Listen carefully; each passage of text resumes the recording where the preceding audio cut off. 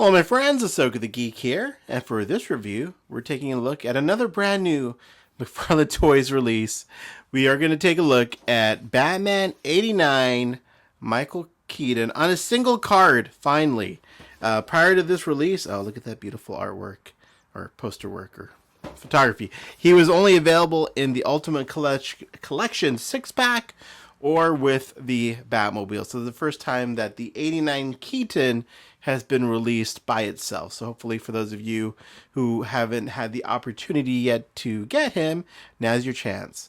So my friend once again found this for me in Target. He is really good at finding stuff here in Southern California. So he is hitting the West Coast at Target specifically right now.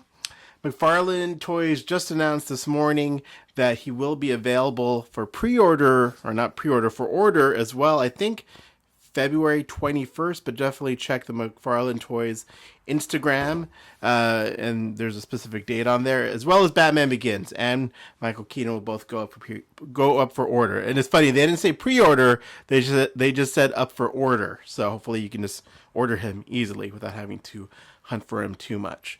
So this figure is pretty much the same as the one that came in the with the Batmobile in the last release, except that it comes with all these cool 89 accessories, the Batarang, grappling gun, and it also comes with those tong thingies for his cape. So the cape is the main selling point of this, so you can kind of try to recreate what you're seeing on the back of the box here. So there we are. Without further ado, let's get him out of the package and take a closer look.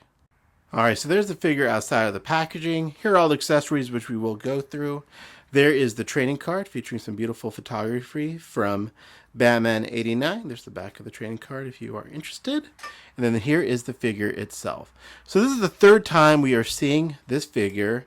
And I think the other version, the first version, is the same, or I get it mixed up. One version I think has gold on the belt and the emblem, or it has yellow in the belt. I don't know. I'll dig up the other two and do a proper comparison of all three at some point. But sorry, my memory's a little fuzzy. As for the figure itself, I know this figure has been talked about to death, but I'm going to talk about it again.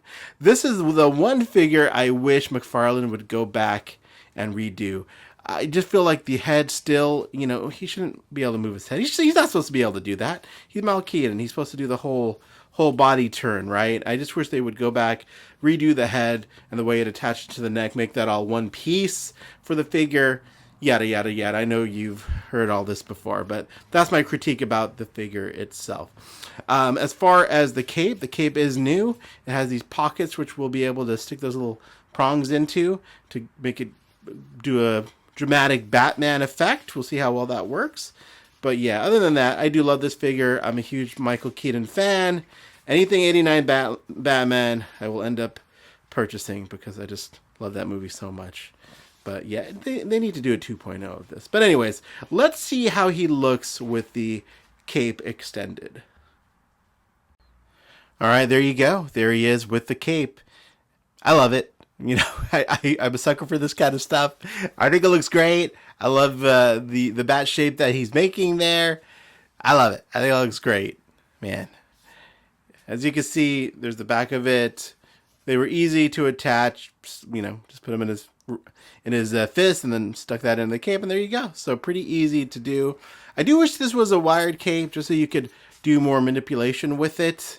But I guess you can do some things. I think people will have fun with this figure, you know. But if it was a wired cape, I think that would be all the better. But still, do like how this works. So there you go. There's the cape in action. Yeah, I wish the cape was a little bit thicker material, but you know, it works for the effect they were trying to go for here with him holding up his cape like that. I mean, it works. There you go. Let me put it back there. So there you go. So yeah, I dig it. I think I'm going to display it like this. I wasn't planning on it, but yeah, I think he's going to get displayed like this from now on because I do like the way that looks. It's a lot of fun. Let's see how he looks with some of the other accessories. All right, so there he is with the Batarang. Very thick looking Batarang.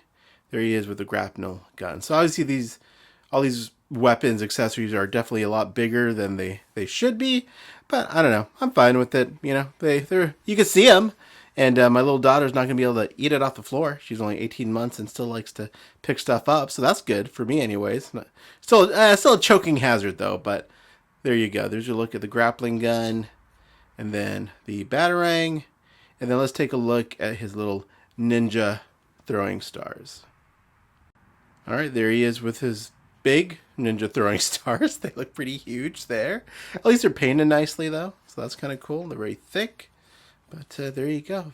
Curious, do you guys keep the accessories? Do you display your figures with accessories? You know, I'll display Aquaman with his trident, of course. Like, you know, characters that have an accessory that's very prominent to who they are as a character. But all these little accessories, usually I just store them away. Like, I won't display any of these accessories he came with. I'm going to display him with a cape. But curious, how do you guys display these? Or do you?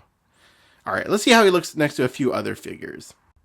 All right, so on the left, we have the new version, and on the right, we have the one that came with the Batmobile. Really, the only difference I can tell is the cape. On the Batmobile edition, it's a softer textured cape. I think it drapes better, as you can see, for display. This guy's cape definitely doesn't really stay, it stays okay, but it's really designed to be expanded into that bat-like form. So those are the main differences between the two. So I guess, big question, if you already have this version, should you double dip and get this version like I did? Totally up to you. If you plan on displaying this guy with the fully, you know, expanded cape and all that, then absolutely, you should pick it up if you do plan on displaying it, or if you want all those cool accessories that it came with. But if you're planning on just sticking it on the shelf, and you already have this one, then maybe not. Maybe pass on it if you're... God dang it. Sorry, Batman fell off the shelf right in my mid-monologue. Anyways, if you plan on just displaying him in a regular museum pose without the cape expanded, might not need to have 2 of these.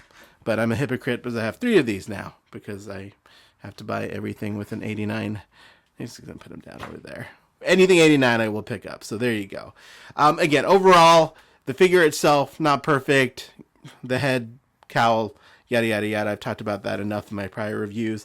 But I still love picking this up. I love, even though I just said I'm not going to have use these accessories, I will perhaps put them with the other Keaton Batman and display both of them. So there you go. There's your look at the 89 Batman single card release.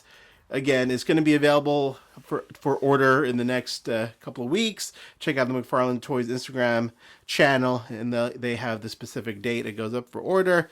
This is not a gold label, not a platinum, so hopefully you should be able to pick this up with ease. But there you go. Let me know if you have any other questions in the comments below, if you'd like to see more of the articulation, things like that. And I'd be happy to make a YouTube short for you. But there you go. Thanks so much for watching, and have a great day.